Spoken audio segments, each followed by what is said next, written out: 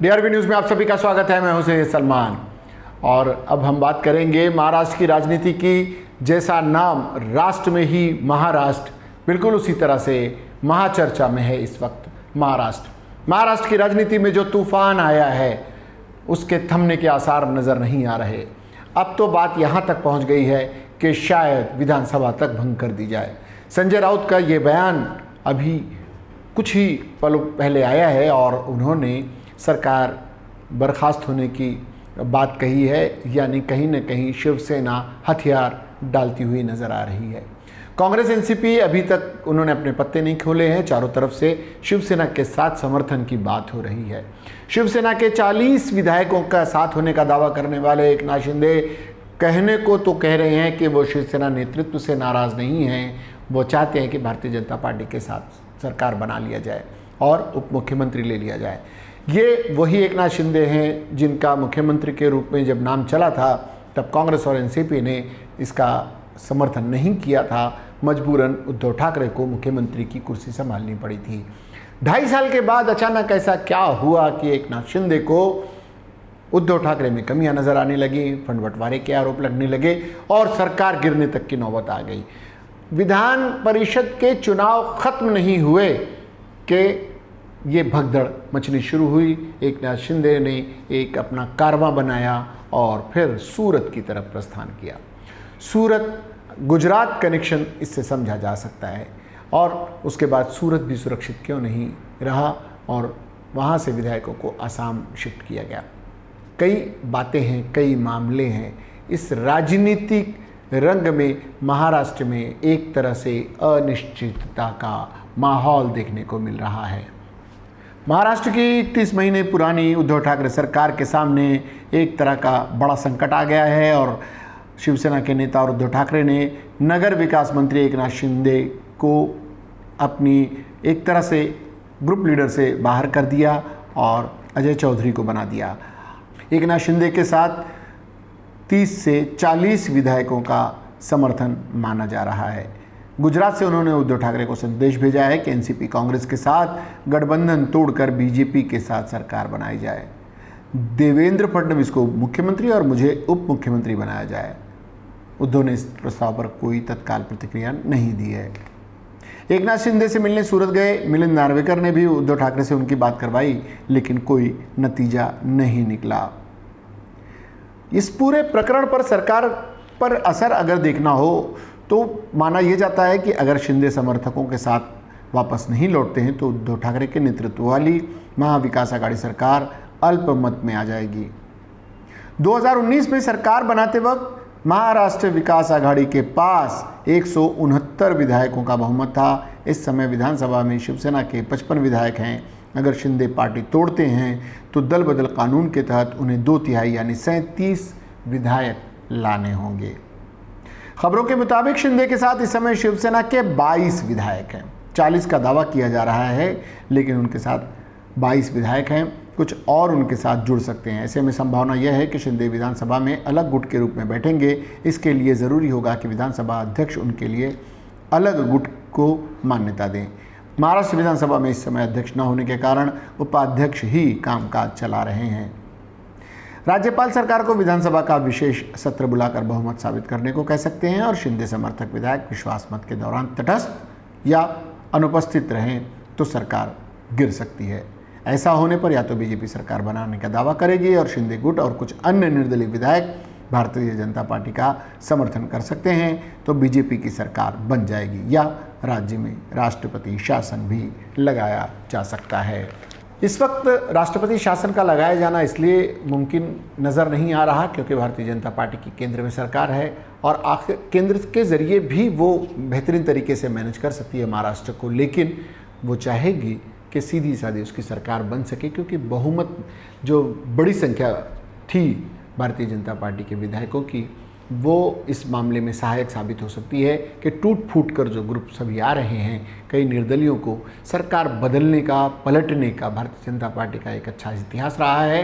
खासकर 2014 के बाद से, जब से मोदी और योगी माफ़ कीजिएगा, जब से 2014 के बाद से जब से मोदी और शाह की जोड़ी ने इस काम को हाथ में लिया, तब से कई सरकारों को उन्होंने पलटा है। उदाहरण देने की ज़रूरत नहीं है, महाराष्ट्र उसकी अगली कड़ी है।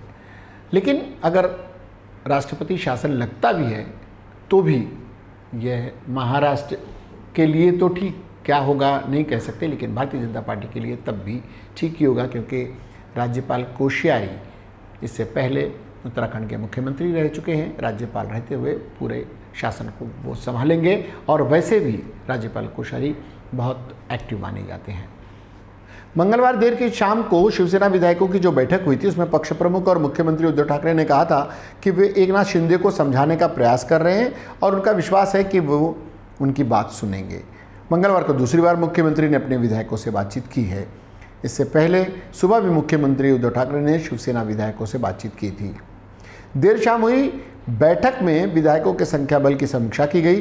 बैठक में मुख्यमंत्री ने कहा कि वे भाजपा के साथ जाने के लिए बात बोल रहे हैं, लेकिन अब भाजपा के साथ जाने का कोई सवाल नहीं उठता। हम आपको बताते हैं कि भारतीय जनता पार्टी का ये पूरा रवैया इस विषय पे क्या रहा, भारतीय जनता पार्टी कैसे एक एक कर अपने पत्ते खेलती रही। ये एक दिन का काम नहीं है, इससे पहले भी प्रयास हुए हैं। शरद पवार के बयान को याद कीजिए, उन्होंने कहा है कि तीसरी कोशिश है ये। अब ये तीसरी कोशिश कामयाब होती है या नाकाम, ये तो समझ में आ जाएगा, लेकिन ये ज़रूर है कि भारतीय जनता पार्टी इसकी तैयारी कई दिनों से कर रही थी और निशाना बहुत पहले से एकनाथ शिंदे थे। इससे पहले 3 वर्ष पुराना एक इंटरव्यू अनंत तरे का उपनेता और कांग्रेस माफ कीजिएगा शिवसेना के बड़े नेता रहे अनंत तरे का एक बयान कल सोशल मीडिया पे खूब वायरल हुआ, जिसमें उन्होंने एकनाथ शिंदे को सीधे उनसे बचकर रहने की सलाह उद्धव ठाकरे को दी थी और शिवसेना को दी थी कि ये आदमी कभी भी आपके साथ बगावत कर सकता है, धोखा दे सकता है। हालांकि एकनाथ शिंदे कह रहे हैं कि वो धोखा नहीं दे रहे हैं। अगर ये धोखा नहीं है तो क्या है? राजनीतिक पंडित सारा कुछ समझ रहे हैं। एकनाथ शिंदे ने अपने पत्ते चल दिए हैं, उन्हें राजनीति करने का अधिकार है। अभी बीच में उन्होंने एक फिल्म के ज़रिए भी अपने आप को काफ़ी कुछ प्रमोट किया था। ये माना गया कि जैसे वो आनंद दिघे के उत्तराधिकारी हैं। इस तरह का ठाणे में माहौल है और ठाणे में और उनको दुख इस बात का है कि उन्हें ग्रुप लीडर से हटाया क्यों गया। एक तरफ बातचीत अगर चल रही है तो हम बात कर रहे थे भारतीय जनता पार्टी की कि भारतीय जनता पार्टी ने पिछले 2-2.5 साल के दौरान महाराष्ट्र में अपना ऑपरेशन बहुत ही सोची समझी रणनीति के तहत चलाया था। उन्होंने कर्नाटक, मध्य प्रदेश और राजस्थान जैसा ऑपरेशन लोटस चलाने की कोशिश नहीं की, क्योंकि यहाँ 3-3 पार्टियों से विधायकों को तोड़ना मुश्किल काम था। फिर भी महाराष्ट्र में 30 से 35 विधायकों को तोड़ना मुश्किल है, ये यहाँ के लोगों को पता था। भारतीय जनता पार्टी अगर ये रणनीति अपनाती तो सत्ता के लिए बेचैन दिखती। भारतीय जनता पार्टी को अपनी छवि की भी चिंता थी, इसलिए उसने ये रणनीति पिछले दिनों छोड़ दी थी। उसने एक दूसरी रणनीति अपनाई, वह थी आक्रामकता के साथ सरकार की कमियों को उजागर करते रहना।